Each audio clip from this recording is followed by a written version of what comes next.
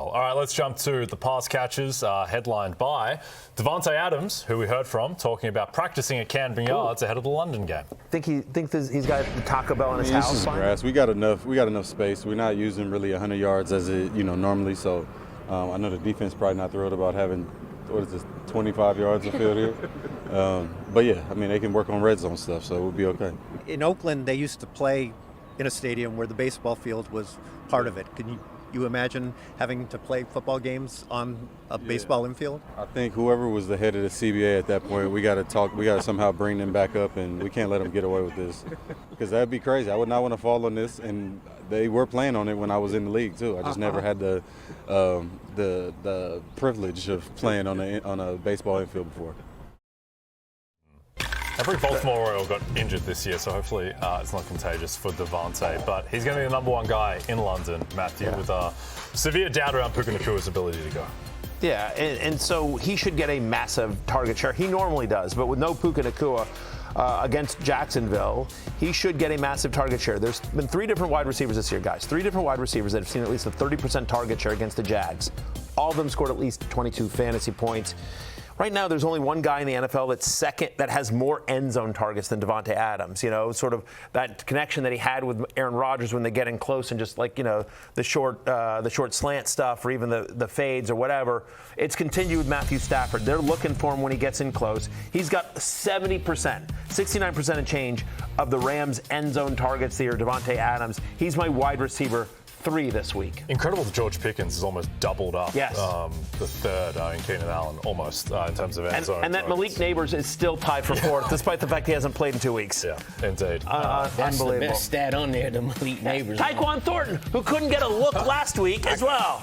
Couldn't believe it. Oh, my God. That drove me crazy. Drove me crazy. Drove my parlay crazy, too. A guy who's been getting... Last week was a tough week for your boy Matty here. I'm just letting you know. That's the beauty is there's always next week. Yeah, it's always sure. Sunday night.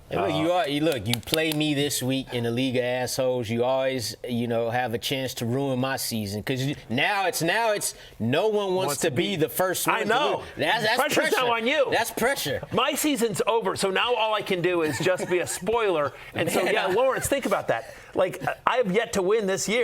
And if you are the team that loses to me, and you've got James Cook on a bye, I catch you at a small, with a small weakness Jonathan here. Taylor, if you could hear me, if you're watching this, I'm going to need about 5 touchdowns, buddy. JT watches the show. Another guy who watches the show, friend of the show, Deebo Samuel, who's been getting a lot of work this year. Looks like Terry McLaurin might come back, but still plenty of scoring to go around against Dallas. Yeah, even if Terry McLaurin does come back, hell, we just like that overall for the Commanders' offense. If anything, that'll open up things more for Deebo Samuel. Yeah. You got Deebo Samuel going up against this Dallas Cowboys defense, ranked dead last in pass defense, dead last in allowing fantasy points to wide receivers. Now, he only had a 19% target share in Week 6. However, one of those targets was in the end zone. Jaden Daniels just a little bit late on the throw, and it was picked. And then we talk about the over-under here, 54.5, the highest in Week 7. So you're definitely going to want to have Deebo Samuel in there this week versus the Cowboys. Yep. Another game with the potential for points, Matthew. The Saints at Bears. 2 defenses that are not super imposing at the moment. And Cris Olave, who hasn't got a lot of national run because the Saints are the Saints and the NFC South, etc. But Olave has been getting a ton of work this year. He has. He's had at least 10 targets in all but one game this season. His 32% target share ranks 4th. So why do I mention, Jay? Why do I mention the fact that he basically gets 10 targets in almost every single game? Well, because of the 4 wide receivers that saw at least 7 targets against the Bears this season, 3 of them have scored a touchdown. Ergo, ipso facto, as such, if you get a lot of targets against the Bears as a wide receiver, you tend to have a very good likelihood of scoring a touchdown. Cris Olave, by the way, is my number 10 running back, wide receivers. You see it right there. This is on their target leaders. So this shows you that he gets a lot of looks. I'm telling you, he's my number 10 wide receiver this week. Bears both away, giving up 15.3 yards per reception to wide receivers. 15.3 yards per reception. That is the most in the NFL. Most of the sport, Jay. It's the most of the sport. Of football. Yeah, of the sport of as football. Anyway, Olave's a top 10 play for me this week. So crazy. Christian McCaffrey I was has about more to say the targets same than thing. I was about to say, Jackson shout out to Smith him. and Jigba. Top 3 in targets at the running back spot. Yeah. He needs their pass catchers. He does. Okay. And by the way, there's real debate now. Who's the best McCaffrey? in that family. Did you see Luke on Monday Night Football? Come on. Catching a touchdown. Hail Commanders, hail victory. Okay, a guy who is coming back, Mike Evans, who is. If he I love sometimes when he just doesn't touch it, Lawrence. I love it when I just try to F with Jay and he just like takes one moment, he takes a beat, and then just moves on. He just tried to run that one down the field like Tez Johnson, sprinting for a Baker Mayfield touchdown. A guy who might be catching Baker Mayfield's touchdowns this week, Mike Evans, who practiced yesterday, seems to be trending in the right direction for a Monday return, and he would make the love list if he plays. If he doesn't go, then Sterling Shepard, I think, is in great position. Regardless, I think there's a good chance Sterling Shepard is the number 2 pass catcher on this offense. And this is mainly a result of the fact that Detroit have no cornerbacks left. No. Brian Branch is suspended. Kirby Joseph is dragging around one leg. The total is north of 50. I think there's going to be a lot of scoring in this game. And ultimately, wouldn't be surprised at all if Mike Evans gets into the end zone. Would love that, by the way, because I've been waiting all year for Mike Evans. So if I could use him again, take one more game off, Mike. If I can use him against Lawrence this week, that would be amazing. So, Mike Evans, if you're watching, really could use you back, buddy. Really could use you back. By the way, that banged up Detroit Lions secondary and the fact that they give up a lot of yards on deep passes will come up again later in the show. Yep. That's a little bit of a foreshadowing for you. Julio, I think you are with a perceptive comment. Jay's transitions have been smooth, very underappreciated skill. I agree with that, actually, Julio. I know, I agree with you. You are better than you have any right to be as a host. All right, I'll take that as a compliment. Yes. Okay. It is. All right.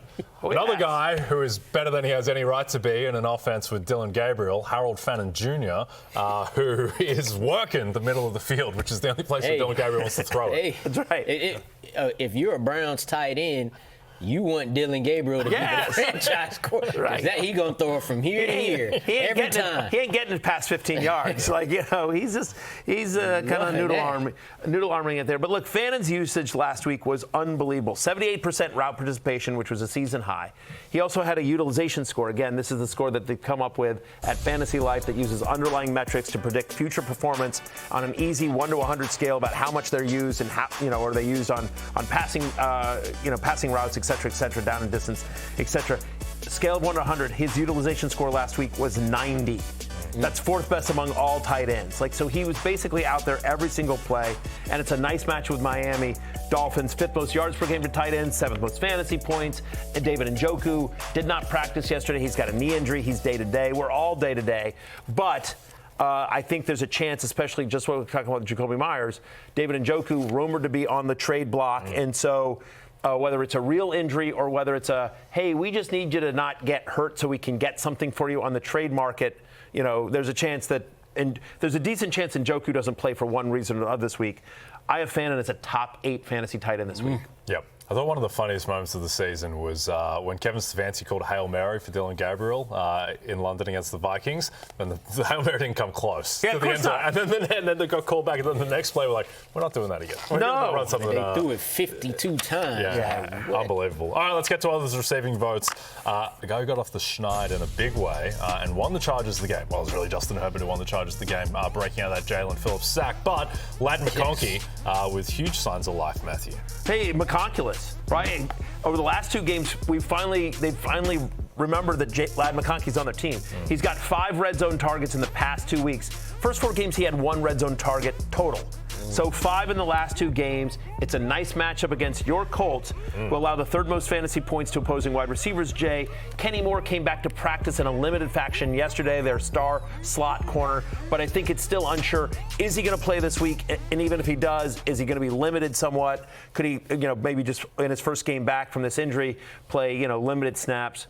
I have McConkey, as you saw there. Ivan's a top 20 play this week. We don't know about QJ either. He practiced yesterday, but again, you're not 100% sure anything with hammies. He was limited as well. So Travarius Ward also in concussion protocol for the Colts. He's their best corner along with Moore. Correct. Yep. Correct. So it's we like the matchup for McConkey. Yep. Some others receiving votes too. Rashee Rice kind of explains itself. I think the good thing with Rashee Rice is that it doesn't seem like there's going to be any limitations. He's just going to be full go from the get-go. He wasn't hurt. So here's what I would say. For everyone out there that has Rashee Rice on your roster, and I'm one of them, right? I don't know if you guys have any Rashee Rice this year on any of your teams, right? Okay. So we've all been waiting. We've all been waiting for Rashee Rice, waiting for him to get back so we can put him into our lineup. Well, there's not very much in this world I can say, but you know what? That's something that you and I and Patrick Mahomes have in common. Because like we've been sitting here waiting, like I want Rashee Rice back on that field. So is Patrick Mahomes. So is 15. He's like, oh, here's my guy. Because last year in the 3 full games that Rashee Rice played, he had a 33.7% target share. Almost a 34% target share. And yes, they've added Xavier Worthy. He's expanded his route tree. They got Hollywood Brown healthy. They found some stuff with Tyquan Thornton. Kelsey still looks solid. But I'm just telling you, they are going to, just like you're excited to get Rashee Rice back on the field, so is Patrick Mahomes and the Chiefs. I think they target him early and often in this game, wanting to welcome him back, wanting to get in the speed of it. And oh, by the way, it's the Raiders, who are like one of the worst pass defenses in the NFL. They're bottom 5 in terms of most fantasy points and yards allowed to opposing wide receivers. Give me all the Rashee Rice this weekend. So I think what you're telling those fantasy managers out there who have them and maybe questioning, do I put him in the first week? Hell yeah. Because like you said, you waited this long to do it. He's no worse than your wide receiver 3 on your team. Probably your wide receiver 2 or 1 with all these injuries that have crept up. So put him right in your fantasy lineup. If you had been told at the beginning of the season he wasn't being suspended, he'd have been drafted inside the top 15 among wide receivers. Indeed. If you knew he was playing every game. When he got hurt last year, he was playing like a top 6, 7 wide receiver in the sport, so to speak. All right, let's race through this. He's got weekly wide receiver 1 upside. Yep, let's race through these others receiving votes, Matthew. Travis Hunter, Tez Johnson, and Kate Otten. Travis Hunter, his route participation has increased 3 straight weeks, 86% last week. That was a season high. Liam Cohen said this week that designing plays where he's the first read is an option. So they're going to design more plays. They're going to call more plays to try to get Hunter the ball. You mentioned, in terms of Tez Johnson, you mentioned Mike Evans, but still Tez Johnson, he's got his average up the target this year is 16.1 yards. Half of his targets have come on deep passes. Now, this would be somewhat skewed again if Evans does play, but Detroit allows the 2nd most receptions per game on deep passes.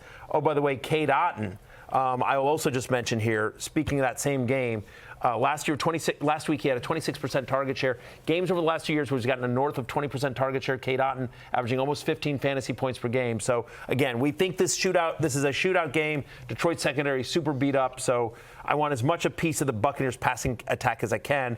I'd be less bullish about Tez if Evans is in fact healthy, but I do think Cade Otten is a potential tight end streamer this week. Hey, it's Matthew Berry from NBCSports.com and RotoWorld.com, and I want to thank you so much for watching whatever it is you just watched, or if nothing else, being too lazy to click out of the autoplay after this video started, after whatever it is you actually wanted to watch finished. But now that you're here, I'd like to take a moment here to ask you respectfully now, okay? I'm asking you respectfully to subscribe to the NFL on NBC YouTube channel. You'll get the latest RotoWorld fantasy news headlines, all sorts of great shows, including my own Fantasy Football Happy Hour. So go subscribe now. Again, I'm asking respectfully.